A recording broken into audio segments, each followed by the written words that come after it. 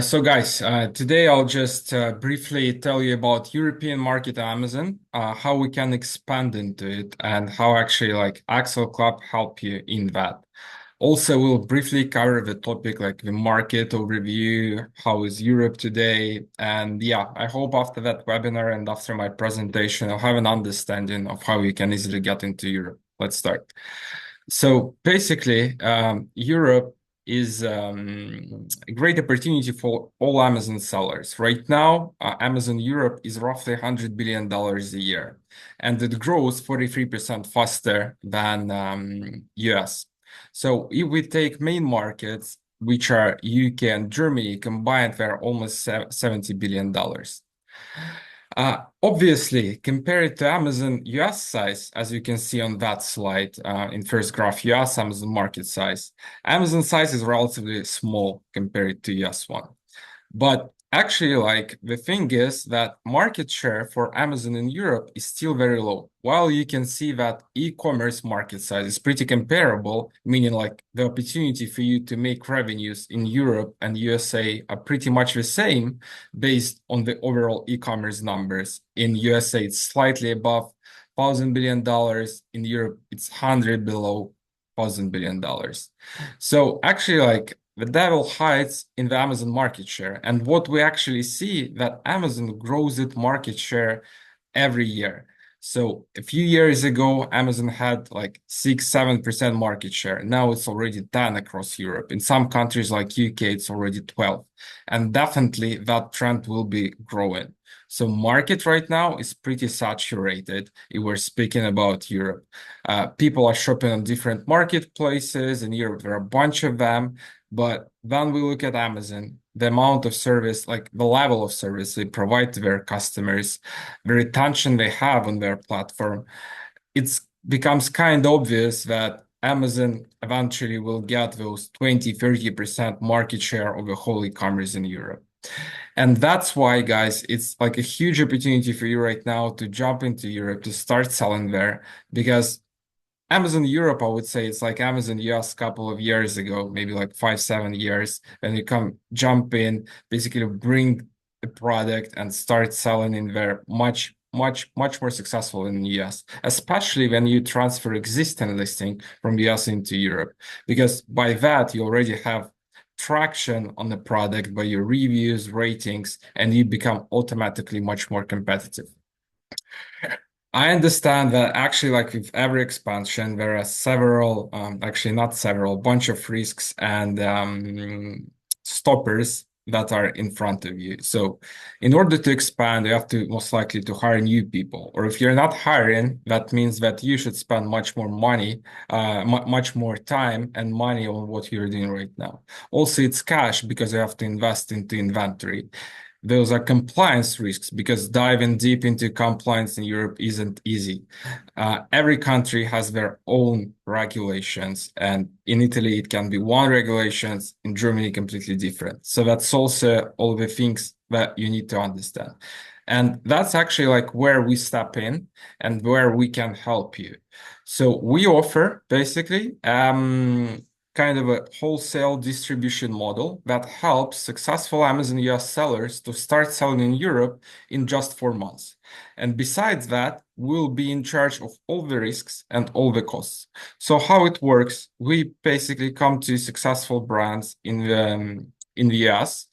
We pay for their inventory, so we purchase inventory from them. We ship it at our own cost. If needed to do any compliance to fill with the regulations, we're also doing that on our own behalf with our own money and with our own resources.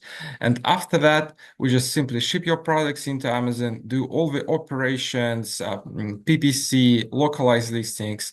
So that's zero involvement from you. Will be like your partner, your distributor for European market. And that will actually allow you to get your European market share while concentrating on your main market, which is US. So in a nutshell, that's our offer. Here you can see some examples of the brands, the products we brought into Europe. For example, you can see like in the first two pictures, That's an artistry brand. We brought them into Europe. They already have #1 positions in several categories. The second one is Sportbit, also the brand we brought, doing very good. They're actually like doing 20% of their US sales on European markets with completely zero effort and zero workload on their end. Would be happy to speak. Feel free to follow us on LinkedIn. Reach out to me through email, through our website. You can see my email in chat. And yes, that's it, guys. Would be happy to pass my mic to the next speaker. Anthony, I guess that's you. Yes, thank you very much, Klim. Very, very interesting to see the opportunities that Amazon has to offer. And it's actually quite a good bridge to the point that I am going to present in name of TFE.Agency, which is the opportunities beyond Amazon in Europe. So it makes a nice bridge to cover the whole of Europe. So let me share my screen. Just give me 1 second. Okay, ready. I think everybody can see the screen, right? Yeah, we Okay, see it. perfect. So, as you can see, besides Amazon, there are many other marketplaces that Klim also discussed. You see some of the logos here, but we will get more into detail further down the presentation. So first of all, who am I? My name is Anthony. I'm Belgium. I'm from Belgium. I have 11 years of experience as a product manager with Lyrical, which is a French company, but has activities worldwide and is specifically famous for his office furniture and office products to a one-stop seller for mainly B2B customers. Currently, I am living my 4th year in Mexico, so quite different. So I'm I think in the same area zone as Richard actually. And since I came to Mexico, I am the co-founder of a tourism agency called Sustainable Tribu in Mexico, where I'm responsible for selecting the routes and the customer contact and the provider contact. I also founded a language school called Learn, Talk, Live because in Mexico, mostly people speak one language, so I want to bring them to get to know more languages such as English and French. And obviously, last but not least, I'm product and commercial manager within TFE.Agency. And Bob asked me to do this webinar to show you guys a little bit more what we are doing. Okay, so let's move on to the next slide. And like I said, it's a little bit connected to what Klim already showed. Amazon is a monster. Amazon is really huge if you look at it from a worldwide perspective. If you go and look into it from a European perspective, though, you see that the Amazon market share is about 20-21% of all e-commerce in Europe. So that means that there's still quite a lot of business left from other marketplaces. If we then go into a little bit more detail, you see here the estimated worldwide Amazon GMV in billion. Okay, so you see that it is ever growing in Amazon Retail and Amazon Marketplace. But I don't want to stand still too much time on Amazon. I want to show you what the potential are. So in Europe, we have a lot of different countries, right? Every country is different. For example, UK and Germany are more Amazon countries. As you said correctly, Klim, they're the market leaders for there are market leaders there, there's no doubt. But there are other very interesting countries as well with a huge potential. It has a size of 631 billion and growing with over 540 million affluent consumers. So it has very high growth potential with estimated 564 million online consumers by 2025 because of the demographic rise, the new generations, and the rise of buying online versus buying offline. And of course, there is in some countries high purchasing power. Okay, so people are willing to spend a little bit more for quality products or for quick delivery. Okay, so that's why Europe is a very interesting area to focus your potential brands to expand on e-commerce.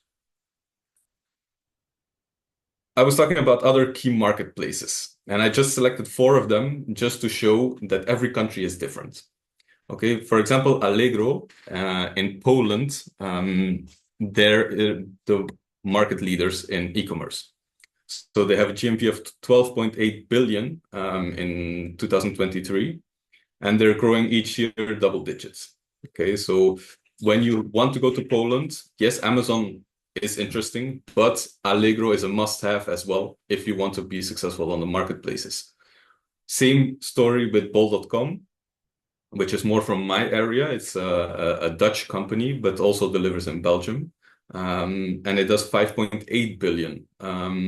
So compared to Amazon, who are doing roughly 1 billion in the Netherlands, it is 5 to 6 times bigger and very, very known to most people in Belgium and the Netherlands. So if they want to find something online, almost 9 times out of 10, they will go and search for it on bol.com. So for the Netherlands and Belgium, that's also a must-have. France is a bit of another story. One of the biggest there is Cdiscount, but there are much more different marketplaces there. So that means that people are switching in between different marketplaces. And each marketplace also has a specific focus.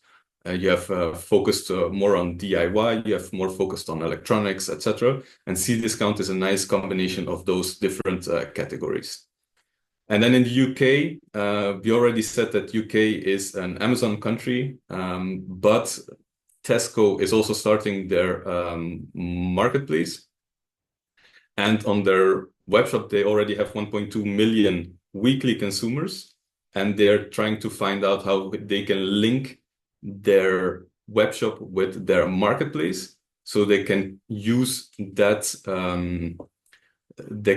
traffic that they already have on their webshops also on their marketplace. So it's a huge potential as well for the UK market, and it could be a contender for the top marketplace in the UK with Amazon. So we're very interested to see how that will evolve in this year and beginning of next year. The next slide, it's just a flavor of other marketplaces that we also do with TFE. We have Conrad, which is more focused on electronic components, especially strong in Germany, Italy, the Netherlands, and Austria. We have Leroy Merlin, which is especially big in France and also upcoming in Spain. Mostly home and garden, DIY, etc. Then you have Kaufland and Otto, which are 2 biggest marketplaces in Germany, who deal with a little bit of everything, like from fashion, lifestyle, furniture to electronics, home goods, etc. So those are 4 of our top marketplaces that we're servicing right now and that we're offering to our customers. So if we then go to the potential, you see that, for example, in Germany, the Netherlands, Belgium, UK, there's already been quite a switch from offline to online. So there's been already a huge change in behavior from the consumers. Where do we still see a very big potential? The more south you go to Europe, the bigger the potential, because still people are using very much offline behavior instead of online shopping. So Italy, Spain, Portugal, Greece, those are very interesting countries where we are keeping an eye on to see how we can improve our services there and to see how that will evolve in the future as well. The next slide, very quickly, is a little bit split per categories. You can see that the highest percentage is fashion, still something that we don't really do at the moment with TFE. but we're very strong in electronics, hobbies and leisure, furniture, etc. So this is just to show the split in categories on the European e-commerce market where it is divided.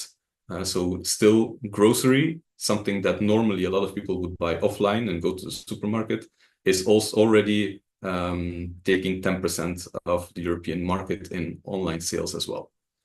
So what does it take to sell on European marketplaces? Already also a little bit mentioned by Klim.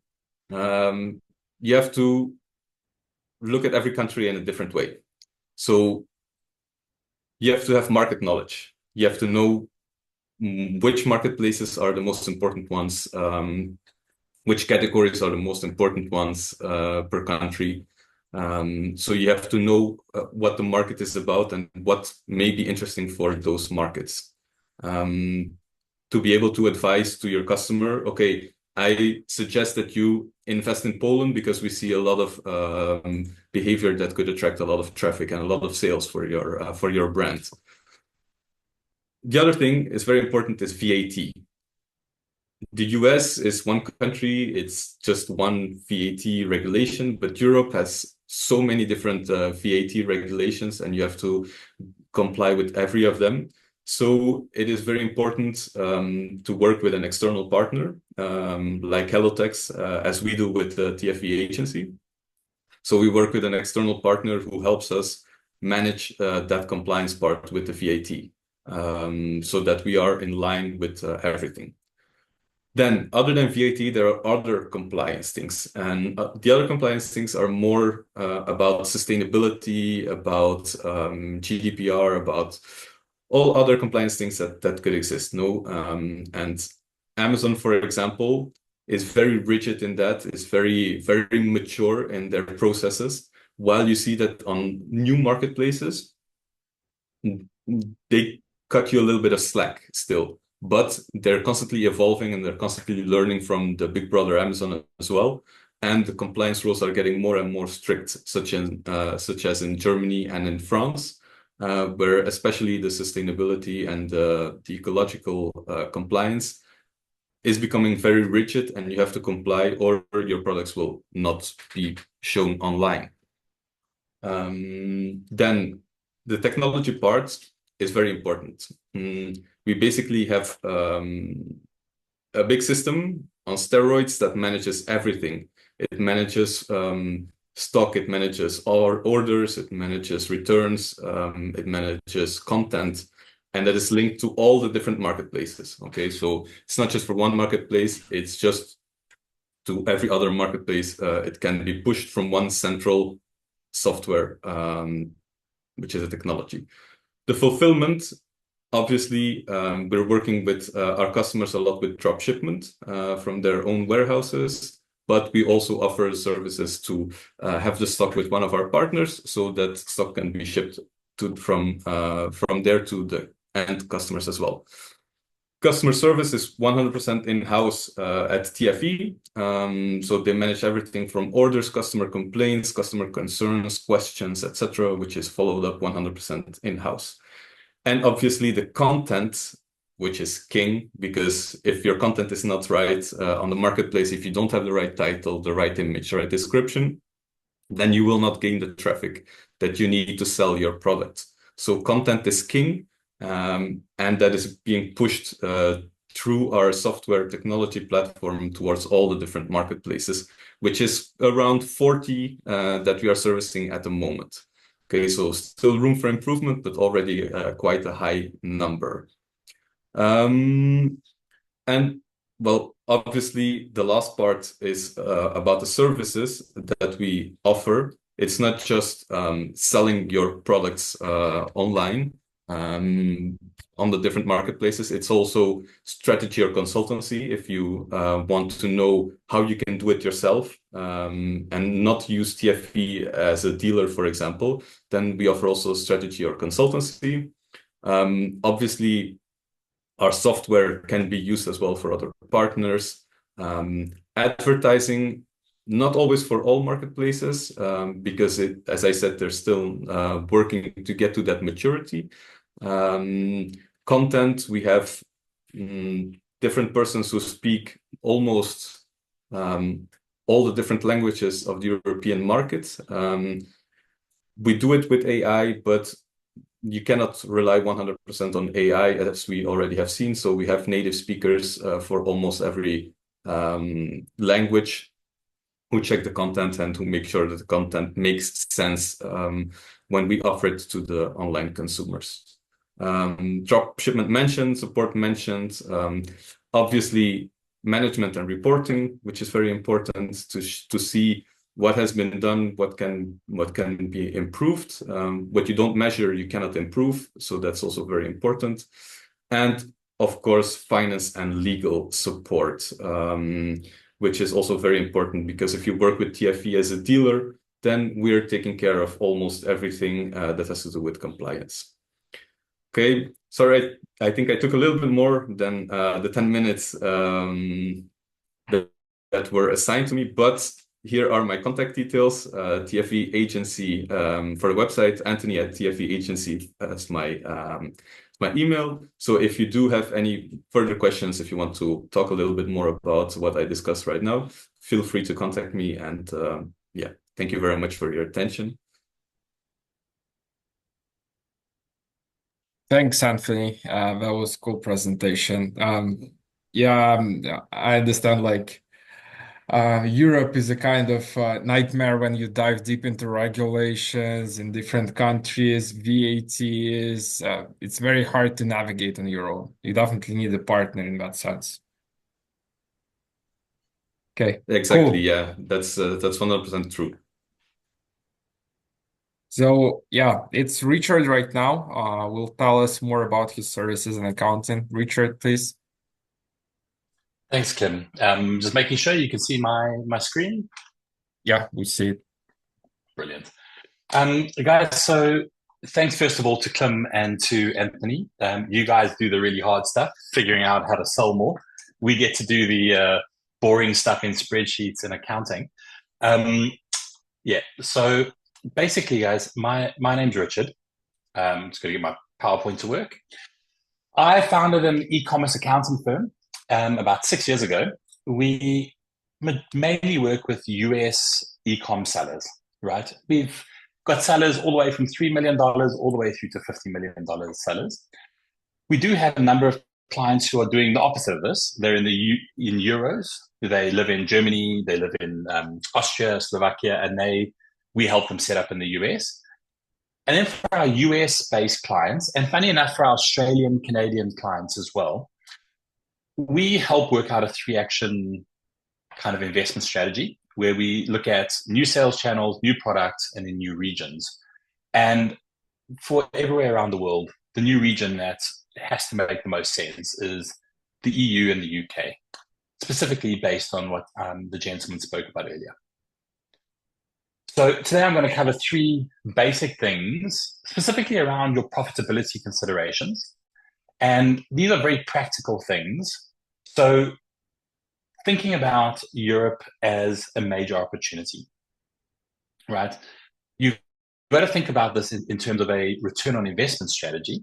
And therefore, you can't just think about the revenue, you need to think about the costs of how you implement this. And hopefully right at the end, I'm going to give you a couple of easy steps to get started without feeling like you're committing the farm. So we're going to talk about legal structure, product costing, and compliance costs. In terms of the legal structure, the question we get the most is, are you required to go and set up a whole UK company or an EU-based company? And the question almost all of the time is no. You also want to avoid doing that, right? Much rather use a service and a partnership like Anthony and Klim, because you can get started without a huge cost. Compliance in the EU specifically, to set up a company and get registered for taxes, is quite heavy compared to the US. The other thing that also is quite important is if you ever exit or sell your brand, it's easier to have one legal entity. So what most of our clients do is they'll have a US structure, usually an LLC, but sometimes an Inc. And you're able to then take your US structure and go set up and register to trade in the UK or the EU, right? Specifically if you're trading on Amazon or one of the marketplaces. There's a much better option to get started, which is to use someone like AccelClub to become where you're actually selling product to them and they're moving your brand in a partnership style.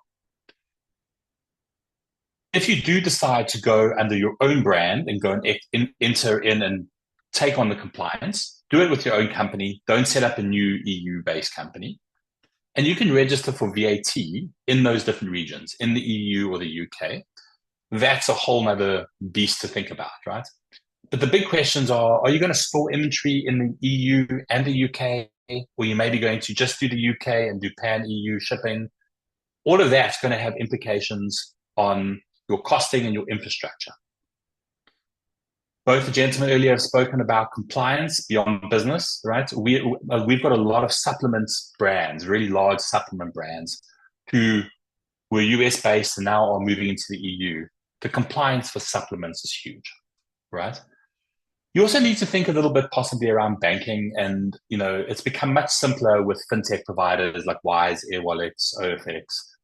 But the cool thing as well is Amazon and Shopify have brought out different solutions to help you just bring your money back into the US in a very cost-effective manner. So if we move on, the other thing that we see for our clients who are selling in the US, the EU, the UK, Australia, is that your product costing is going to be different for each region. Well, you've got some Forex. So you might be buying from India, China, you might be buying in the US and shipping over. Well, your costing that you have in your mind is probably in dollars or your local currency. And well, now you've got to deal with a foreign exchange that fluctuates. You need to have some margin in there. You've got customs and import VAT if you are taking the approach of doing your own product. So you've got to think about VAT is very different to sales tax in America because there's an input, there's a cost element, which if you're registered, you can claim back. If you're not registered for VAT, you don't get to claim back. And then obviously freight, from China to the USA, there's huge amounts of freight going, lots of freight shipping. So if you're going by sea, the US shipping can often be cheaper than EU shipping if you're bringing product in from Asia. So make sure you're breaking down and understanding your product cost versus your local selling price, because I've seen some of our clients come up very wrong there. Quite difficult to keep track of in an accounting system if it's all in one legal entity. Again, a nice thing to use as a partner that is handling a lot of the importing and taking the product off of your hands as the importer record. Right. The last thing to consider is you do need to think about compliance cost as part of your operating cost. So yeah, there might be VAT in multiple EU countries, or you might just be doing one-stop shop, the OSS reporting. You might have UK and EU. The VAT is quite complicated, and there's a compliance cost, not just of filing. And we like the team at Hello Tax for this, but now you also need to record all the VAT. How do you record that in your accounting system? You've got to have a person doing it, figuring out there's a cost involved. For our food and supplements clients, there's a lot of heavy metal testing and quality control, and all of that stuff in Europe is very different to the US. The US, has a much lower standard for what they would call food, right? The other thing that's also quite interesting is you're going to have costs about managing, instructions, warnings, stickers, because you now need to do everything in a local language. You can't just ship over your English product and think it's going to be great. We've also got clients who do electrical products. There's different plug points and different electrical requirements. All of these things you want to make sure you're costing in to make sure you're not losing money on every sale. Another thing to consider is if you're in Australia or Canada or a non-EU country that has its own VAT or GST system, there's something called electronically supplied services, VAT regulations. And often there's a little setting that's missed inside of Amazon that can result in Amazon charging you your home GST. So we had an Australian client who was getting charged Australian GST on their Amazon EU and UK fees and ad fees.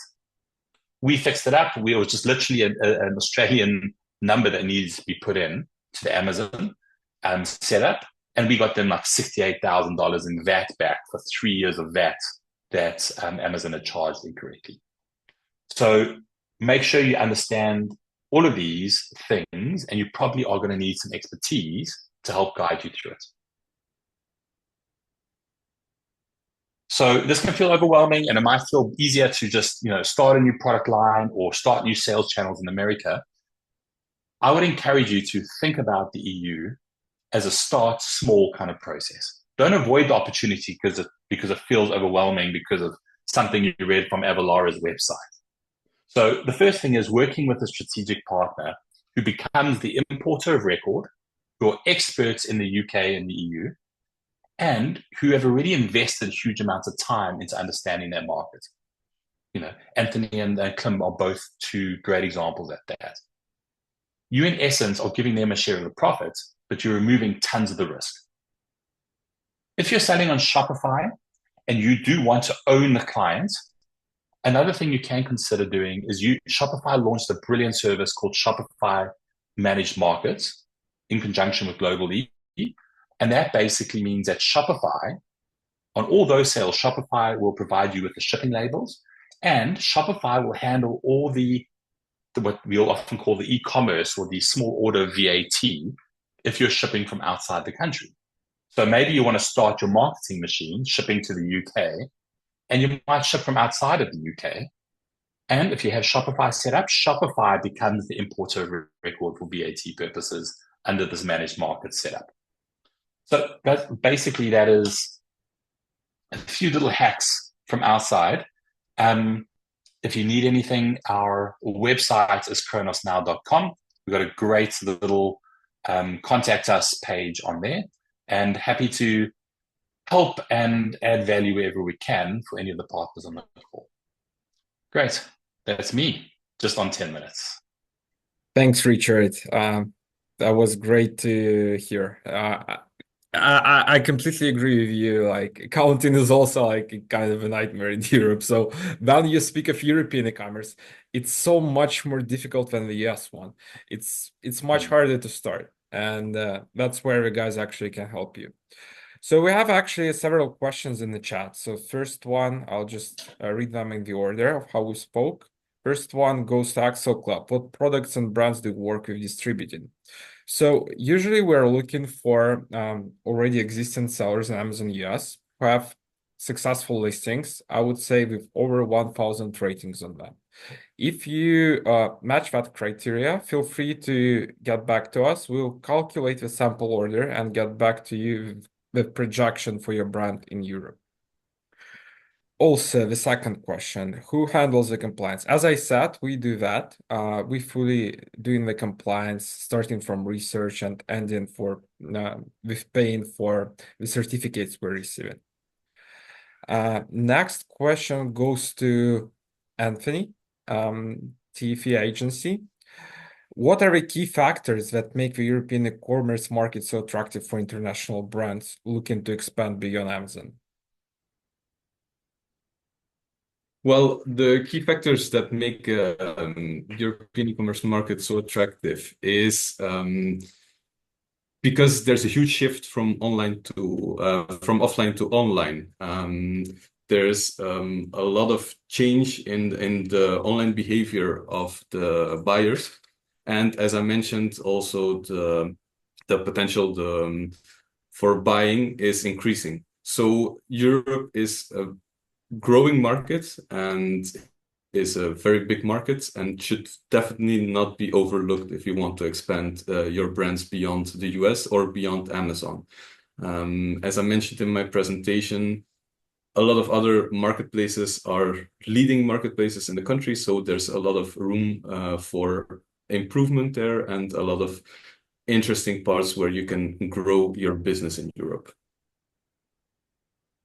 Okay, and the next question is what are the critical requirements for successfully selling on European marketplaces, and how businesses actually can ensure compliance with local regulations like VAT and fulfillment standards?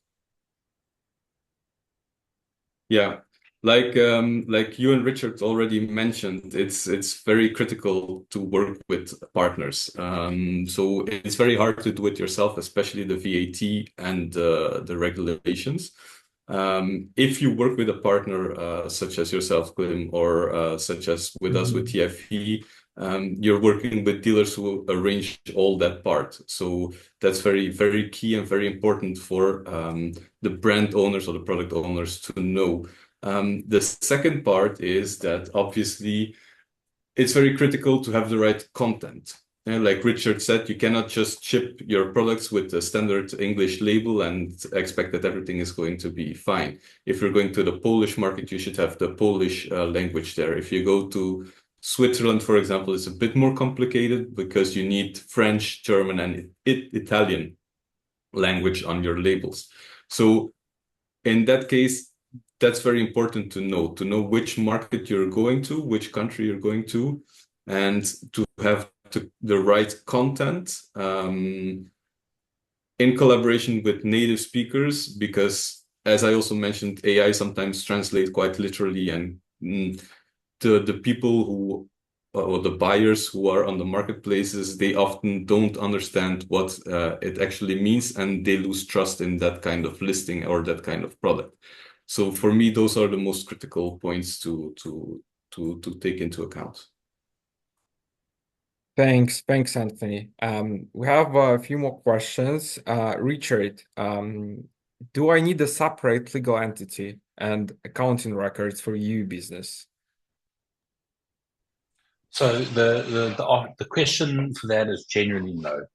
What you assuming you have a US entity, it's quite easy to set up and register for VAT if you need to, etc.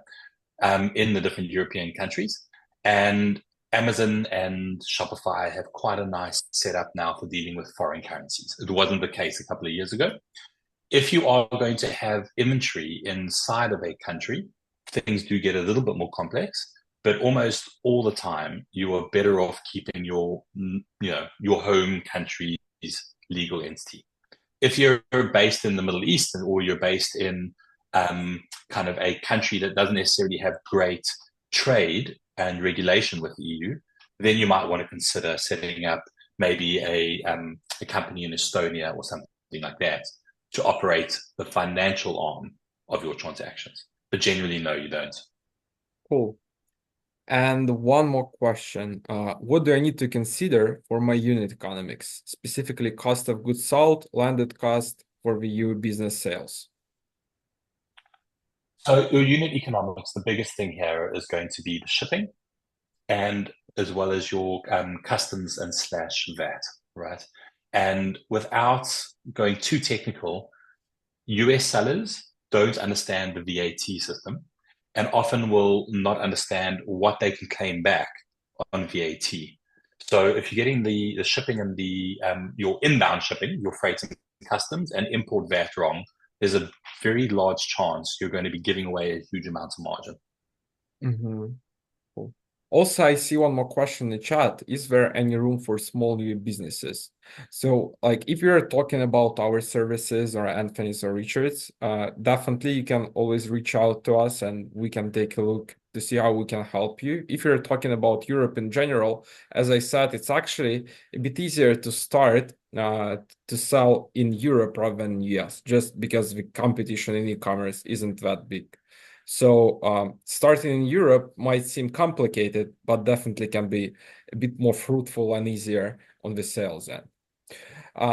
I believe, guys, that's it for the questions. Thank you for the webinar. Was happy to host you here and speak to you soon. Thanks. Cheers. Thank you. See you. Bye. Bye.